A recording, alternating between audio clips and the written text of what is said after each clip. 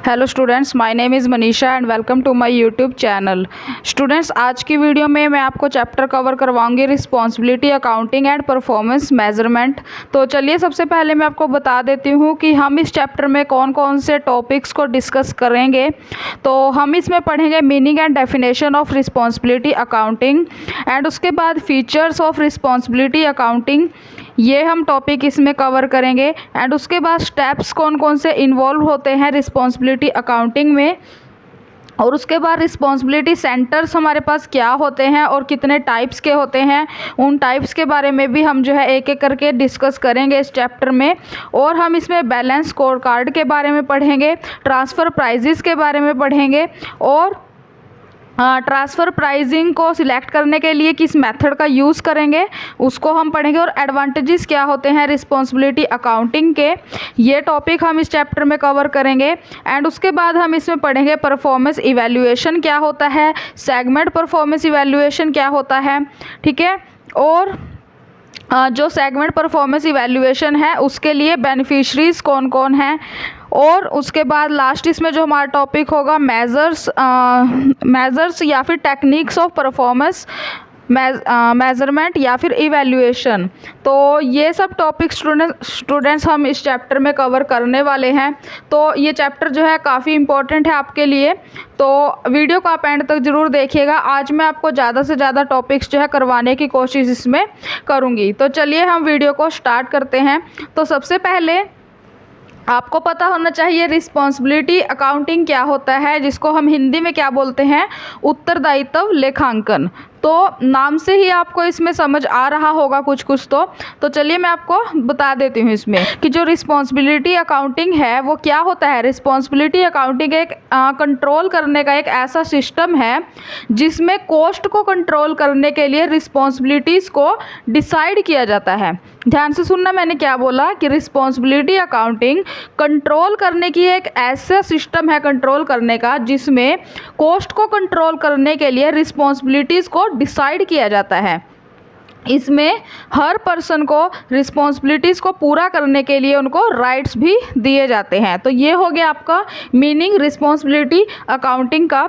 उसके बाद आगे इसमें डेफिनेशन है institute of cost and works accountants of India. इसके अकॉर्डिंग क्या डेफिनेशन है कि ऑर्गेनाइजेशन को अलग अलग कॉस्ट सेंटर्स में इसमें जो है डिवाइड किया जाता है सबसे पहले। उसके बाद इन सेंटर्स को जो स्पेशल मैनेजर्स होते हैं उनको इसमें सौंपा जाता है, और उन मैनेजर्स को काम करने के लिए इसमें जो है राइट्स भी इसमें दिए जाते हैं। तो ये हो गया इसकी डेफिनेशन। उसके बाद फीचर्स क्या होते हैं रिस्पॉन्सिबिलिटी अकाउंटिंग के, तो चलिए हम ये भी देख लेते हैं। तो फर्स्ट इसमें क्या है, इनपुट्स और outputs and cost and revenue. हाँ जी, तो जो रिस्पॉन्सिबिलिटी अकाउंटिंग सिस्टम है उसका इम्प्लीमेंटेशन, जो क्रियान्वयन होता है उसका, वो किसके ऊपर बेस्ड होता है, इनपुट्स और आउटपुट से रिलेटेड इन्फॉर्मेशंस के ऊपर बेस्ड होता है। इनपुट्स मतलब कि आदान और आउटपुट्स मतलब क्या है, उत्पाद। तो इनसे रिलेटेड जितनी भी इंफॉर्मेशन है उसके ऊपर बेस्ड होता है हमारा रिस्पॉन्सिबिलिटी अकाउंटिंग का इम्प्लीमेंटेशन, ठीक है, जिसके बेस पर हम उसको अप्लाई करते हैं, उसको यूज़ करते हैं। तो इनपुट्स में हमारे पास क्या क्या होगा, फॉर एग्ज़ाम्पल ऑर्गेनाइजेशन में यूज़ होने वाले रिसोर्सेज, जैसे कि मटेरियल हो गया, मटेरियल की जो किस्म होती है उसकी क्वालिटी होती है, ठीक है, और उपभोग किया गया श्रम घंटा, उनको हम क्या बोलते हैं, इनपुट्स बोलते हैं। और जो ये इनपुट्स होते हैं मौद्रिक मूल्यों में व्यक्त, इन्हीं इनपुट्स को क्या बोलते हैं, कॉस्ट बोलते हैं, लागत बोलते हैं।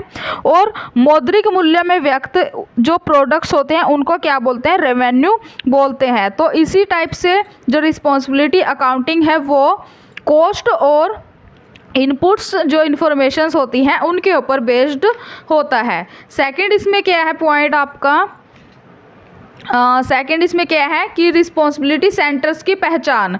जो रिस्पॉन्सिबिलिटी अकाउंटिंग है उसमें रिस्पॉन्सिबिलिटी सेंटर्स की भी पहचान की जाती है, ठीक है। सबसे पहले आपको रिस्पॉन्सिबिलिटी सेंटर्स की इसमें पहचान करनी होती है। उसके बाद हाँ जी, नेक्स्ट इसमें पॉइंट क्या है कि इसमें जो है बजटिंग का यूज़ किया जाता है, ठीक है, और ट्रांसफ़र प्राइजिंग जो पॉलिसी है उसका यूज़ इसमें किया जाता है, और नेक्स्ट इसमें पॉइंट क्या है, अपवाद द्वारा प्रबंध। अब इसमें क्या है, इसमें आपको जो है लेवल्स यहाँ पे दिए गए हैं, top level management, middle level management और लो लेवल मैनेजमेंट। तो इन सब का जो है इसमें यूज़ किया जाता है। उसके बाद जो इसमें से नेक्स्ट पॉइंट इसमें क्या है, पार्टिसिपेटिंग मैनेजमेंट, सहभागी प्रबंध। इसमें जो भी डिसीजंस है, जो भी काम है, वो इसमें सबकी सहमति से, ठीक है, सबकी सहमति से इसमें जो है प्लानिंग जो है वो की जाती है और सभी कामों को जो है इसमें किया जाता है। उसके बाद क्या है, रिस्पॉन्सिबिलिटी अकाउंटिंग का मानवीय पहलू, ह्यूमन एक्सपेक्ट्स। तो जो रिस्पॉन्सिबिलिटी अकाउंटिंग है उसका ऑब्जेक्टिव क्या है, उसका ऑब्जेक्टिव किसी पर जो है दोष मढ़ना नहीं है। इसके स्थान पर जो है ये जो है परफॉर्मेंस को इवैल्यूएशन करता है, उसका परफॉर्मेंस का, ठीक है, जिससे कि जो फ्यूचर है उसमें जो भी कमियां होंगी प्रोडक्शन में या किसी भी प्रोसेस में, तो उनको जो है टाइम रहते सुधारा जा सके। उसके बाद लास्ट इसमें पॉइंट क्या है, संगठन ढांचा और उत्तरदायित्व लेखांकन का आपसी संबंध। जो रिस्पॉन्सिबिलिटी अकाउंटिंग सिस्टम है वो इस टाइप से जो है उसको डिसाइड करना चाहिए जिससे कि जो ऑर्गेनाइजेशन है उसके जो स्ट्रक्चर है उसका वो सबके लिए जो है यूज़फुल हो, सबको उसमें जो है अपने राइट्स के बारे में पता हो, ठीक है।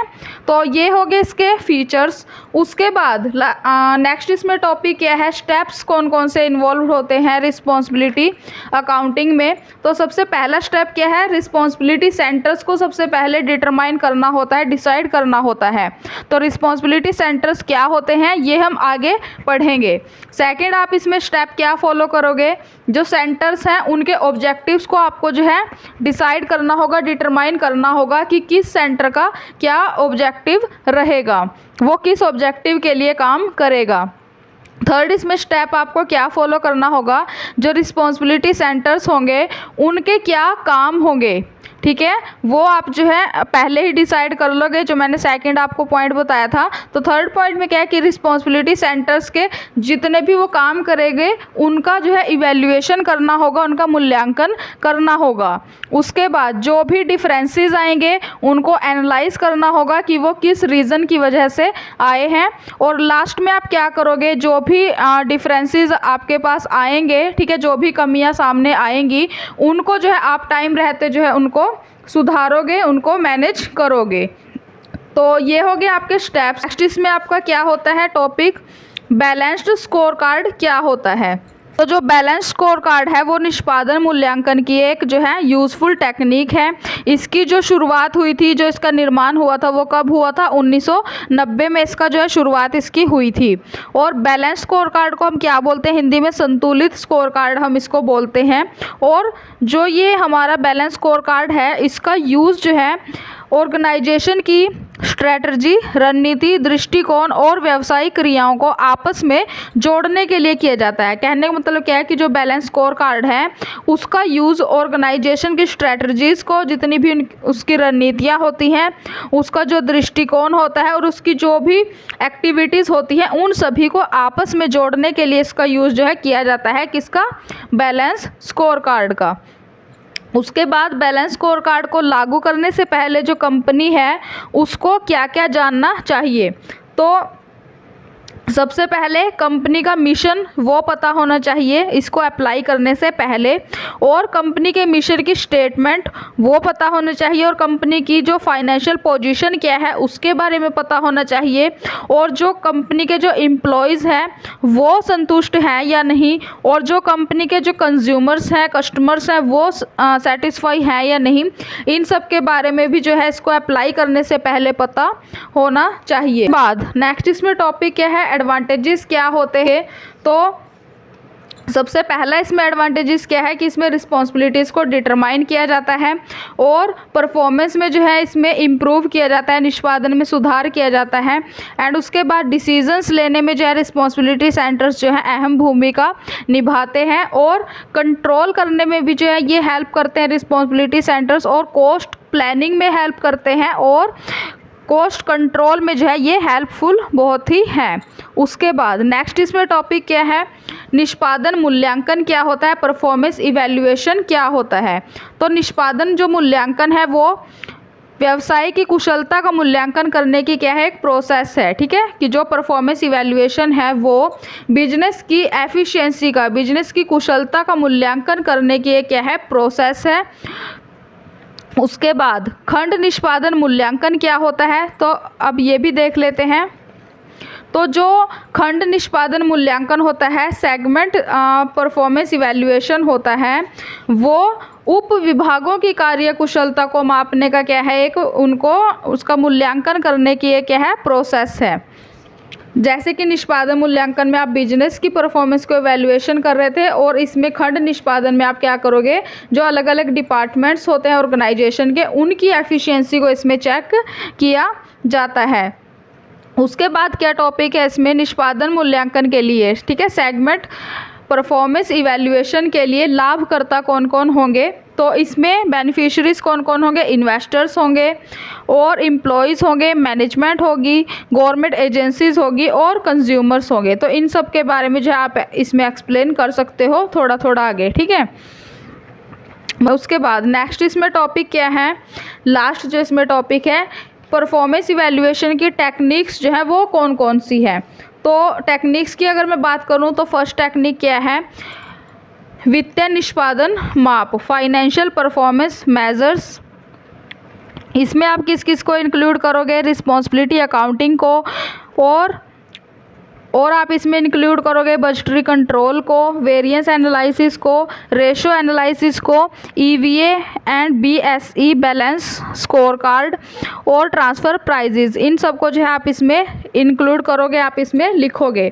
सेकंड इसमें क्या टेक्निक है, नॉन फाइनेंशियल परफॉर्मेंस मेजर्स। तो इसमें आप किसको इंक्लूड करोगे, प्रोडक्ट क्वालिटी को, प्रोडक्शन को, सेल्स आफ्टर सेल सर्विसेज को, और कंज्यूमर सेटिस्फैक्शन, एम्प्लॉय सेटिस्फैक्शन, उसके बाद बिजनेस एथिक्स, ठीक है, और सोशल रिस्पॉन्सिबिलिटीज़, इन सब को आप इसमें लिखोगे। ये थी स्टूडेंट्स हमारी आज की वीडियो। आई होप कि आज की वीडियो आपके लिए यूज़फुल रही होगी।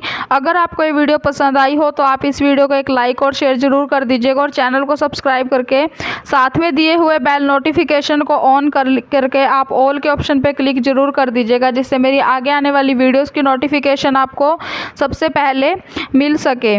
तो नेक्स्ट वीडियो में हम मिलेंगे, एंड तब तक थैंक यू सो मच।